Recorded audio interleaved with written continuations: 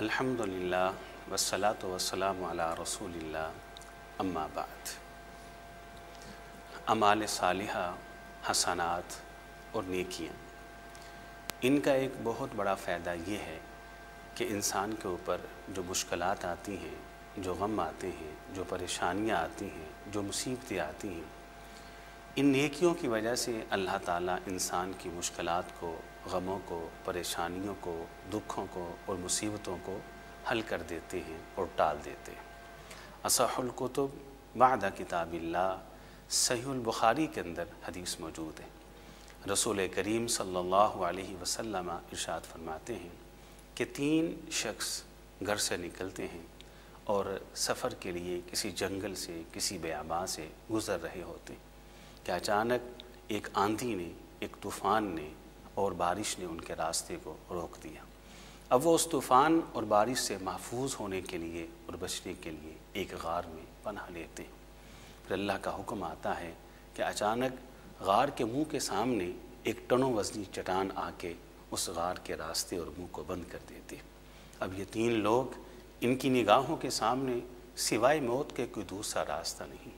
اب اندازہ کیجیے کتنی بڑی مصیبت ہے، کتنی بڑی مشکل اور پریشانی ہے۔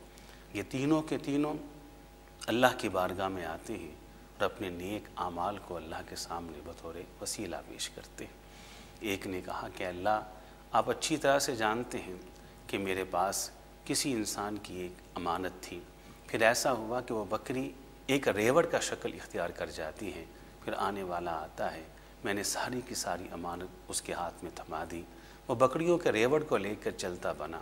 اے اللہ، میرا یہ عمل اگر آپ کی رضا کے لیے تھا، ہمیں اس مشکل سے نجات عطا فرما دیں۔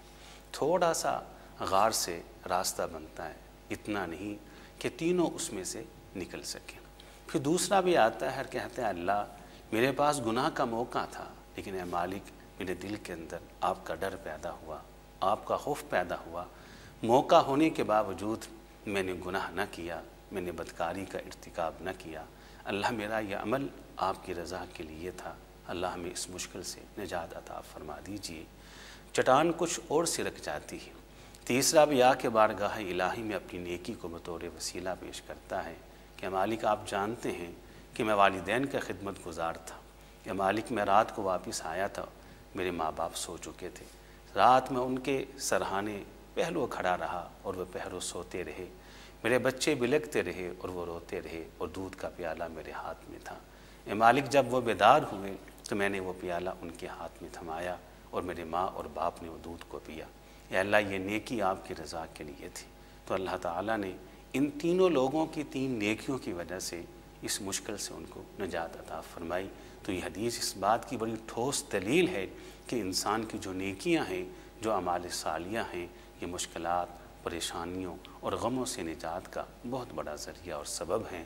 تو اللہ تعالیٰ اس کہنے والے کو بھی اور سب سننے والوں کو سمجھ کے عمل کی توفیق عطا فرمائے۔ وآخر دعوانا الحمدللہ رب العالمین۔